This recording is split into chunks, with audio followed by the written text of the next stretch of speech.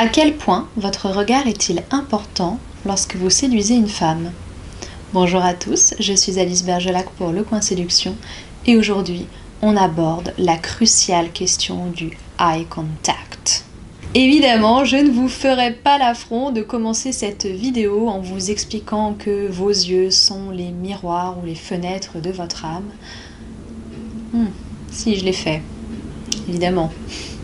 Cette phrase est très connue, trop connue peut-être, mais tellement vraie que de toute façon on ne pouvait pas y couper. Si je vous fais cette vidéo aujourd'hui, c'est pour que vous preniez bien conscience du fait que votre regard peut être aussi bien votre meilleur allié en séduction que votre pire ennemi. Avant d'aller un petit peu plus loin, j'aimerais juste qu'on cadre vraiment les choses et vous dire que dans cette vidéo, je vous parle simplement du moment où vous êtes en train de discuter avec une femme que vous cherchez à séduire. D'ailleurs, je vous dis une femme parce qu'une grande partie de mon audience est masculine, mais en vérité, ces conseils-là très spécifiquement s'appliquent dans un sens comme dans l'autre.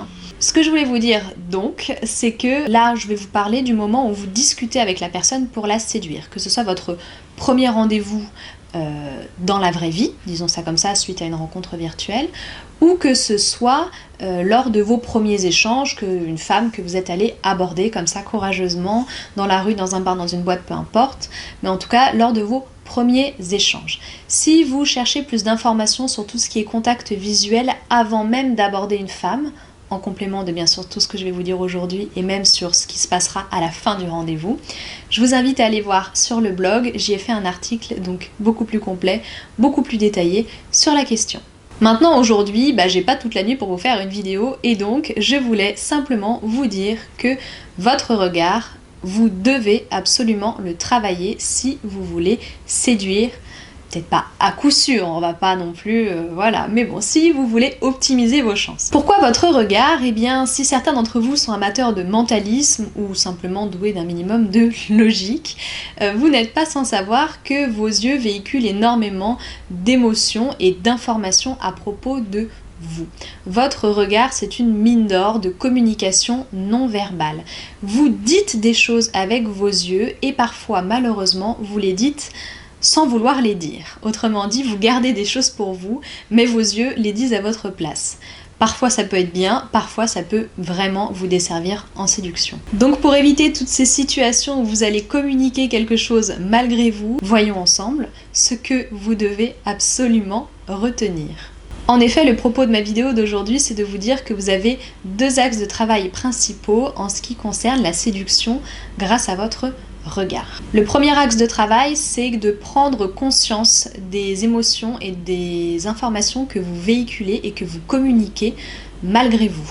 Prendre conscience de ce genre de choses, ça permet ensuite, évidemment, de réduire, disons, l'impact que ça pourrait avoir sur l'autre, voire d'éliminer toute forme de communication de ce type qui est tout à fait contre-productive. Le deuxième axe de travail, évidemment, c'est que vous allez pouvoir, une fois que vous serez conscient de certaines choses, pouvoir jouer de votre regard pour séduire plus efficacement. Commençons par tout ce que vos yeux disent à votre place, tout ce que votre regard communique à votre place, et qui ferait mieux de pas dire. Vous avez l'habitude, c'est toujours plus facile de dire ce qu'il ne faut pas faire que ce qu'il faut faire. Vous avez des défauts, corrigez-les, au moins vous savez à quoi vous attaquer. C'est la base. Donc si je vous dis ça, c'est évidemment pas pour vous fustiger et vous pointer du doigt et me moquer de vous. Évidemment, je suis parfaitement consciente de la difficulté et de l'enjeu qui se trame derrière. Je sais que c'est difficile, maintenant y a des codes, il y a une façon de faire, etc. Et vous pouvez pas y déroger, la communication entre pairs, elle aura toujours lieu un jour ou l'autre. Et si je vous dis ça dans la phase de séduction, vous vous doutez bien que là, pour le coup, ça s'applique à tout un tas d'autres situations et ça pourrait vous resservir ailleurs. Donc j'ai déterminé 4 comportements types qu'il faudrait, si ce n'est pas éliminer, qu'il faudrait modifier et surtout, avant même de les modifier, dont il faudrait que vous preniez conscience lorsque vous les faites. C'est la plus grosse partie du travail, c'est d'être conscient de ce que vous êtes en train de faire parce que pour beaucoup de ces comportements, vous allez voir, ils sont presque naturels puisqu'ils disent quelque chose qui peut être très vrai sur vous, mais en même temps, il va falloir les inhiber pour optimiser vos chances. Alors vous êtes ce que vous êtes, je ne vous dis pas de passer pour quelqu'un d'autre, d'incarner totalement un autre personnage, Je vous dis juste d'essayer de diminuer l'impact que ça peut avoir sur l'autre, puisque une personne qui sera en face de vous et qui ne vous connaît pas sera plus à même d'être intimidée par tant d'émotions que vous pourrez lui communiquer. Si lorsque vous êtes en train de discuter avec une personne qui vous plaît beaucoup, vous avez tendance à baisser les yeux. Voilà, soit vous la regardez carrément très très peu, soit de temps en temps vous regardez puis vous baissez. Hein. En tout cas, si vous avez tendance à avoir le regard baissé, vous voyez, bon déjà c'est pas très agréable, hein, vous vous en doutez.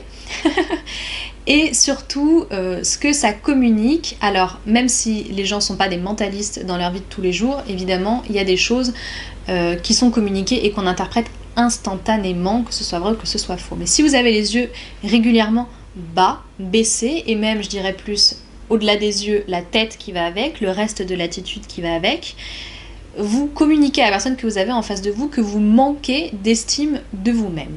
Et comme je l'ai déjà suffisamment dit dans plusieurs de mes vidéos, l'estime de soi c'est très très important pour séduire et pour montrer que vous êtes un bon parti. Donc si vous avez tendance à avoir le regard qui tombe, essayez d'en prendre conscience et de vous dire mince, au lieu de regarder mes pieds déjà, je peux peut-être regarder un petit peu au-dessus ou vous fixer un point, etc.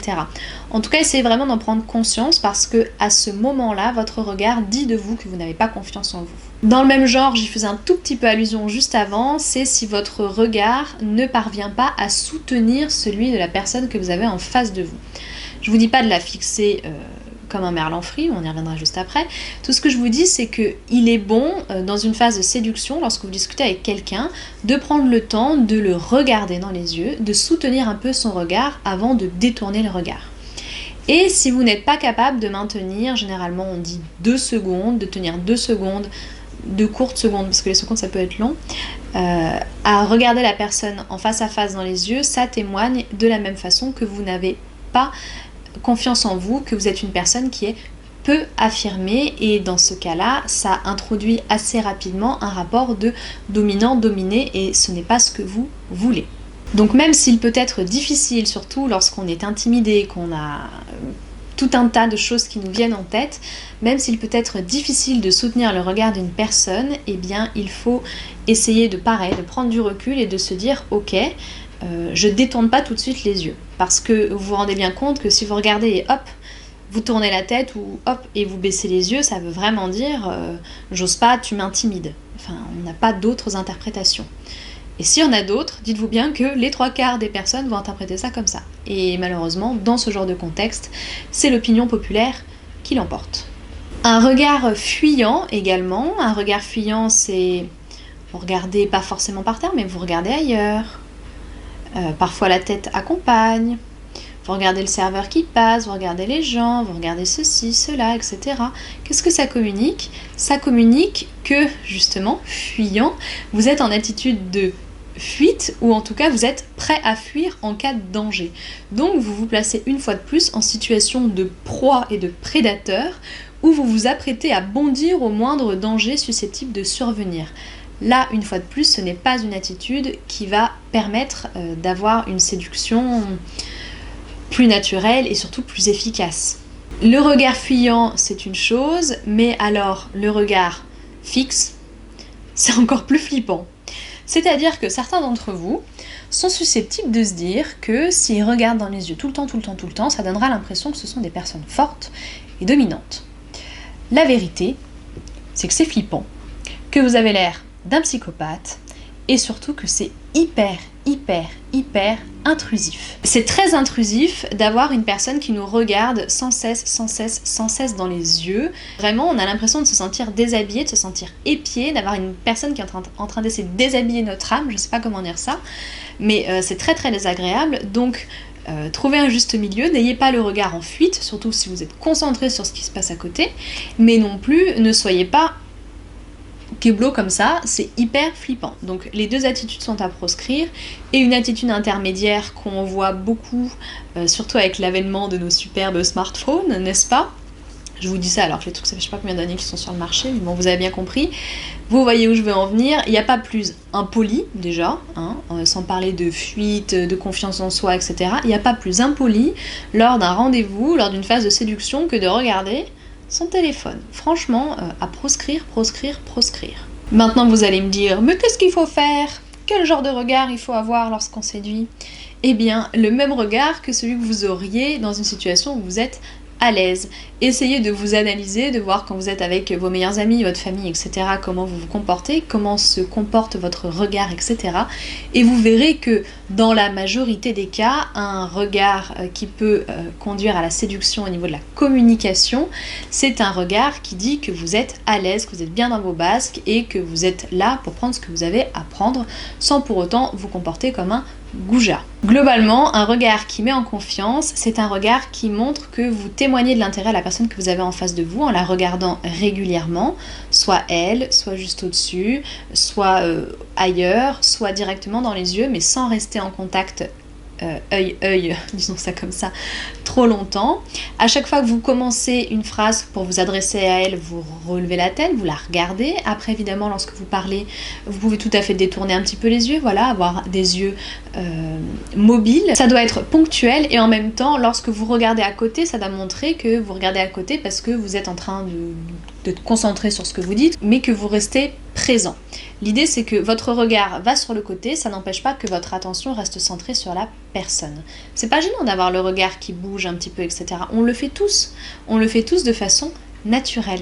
Et bien là, l'idée, c'est de le faire, mais sans forcément que le regard soit appuyé lorsque vous êtes à côté. C'est-à-dire que si vous commencez à faire une discussion en lui disant ah oui, tu fais ça, ah ouais, c'est sympa comme métier, ça m'intéresse beaucoup, etc. Alors que si vous lui dites « Ah oui, tu fais ça, c'est vrai, je me souviens, j'ai une tante qui fait ça, c'est sympa. Une fois, tu sais pas ce qui lui est arrivé, attends, je te raconte. » Et allez hop, je repars avec le regard sur le côté, etc. C'est pas gênant. L'idée, c'est d'être mobile, toujours en ayant un seul et même point de convergence, puisque ce sera votre point d'intérêt. Voilà pour aujourd'hui, vous êtes à peu près au courant maintenant de ce qu'il faut surveiller chez vous, de ce que vous pouvez mettre en œuvre. Ce sont, je le sais, des conseils assez génériques, mais je voulais simplement vous le dire pour que vous preniez conscience de ce que vous faites et pour vous inciter à prendre du recul sur votre propre pratique et à vous remettre en question. Parce que malheureusement, parfois, on communique des choses qu'on ne veut pas communiquer et après, on comprend pas pourquoi ça a foiré. Voilà l'objectif de ma vidéo. Si vos rendez-vous continuent de foirer encore et toujours, n'oubliez pas que je vous propose mes services de coaching. Vous pouvez remplir le formulaire qui est en barre d'informations. Si vous avez simplement besoin de petits conseils supplémentaires pour avoir plus de charisme et être plus séduisant, votre guide gratuit vous est offert, il est en barre d'infos également. N'hésitez pas à commenter si vous avez des choses à dire, à rajouter, des questions à poser. Je lis toujours vos commentaires et vos réflexions, vos remarques, vos critiques avec la plupart du temps beaucoup de plaisir. On se retrouve ici sur YouTube, sur Instagram, sur Facebook, sur Twitter, blablabla, blablabla. Moi je vous dis à très bientôt et au plaisir.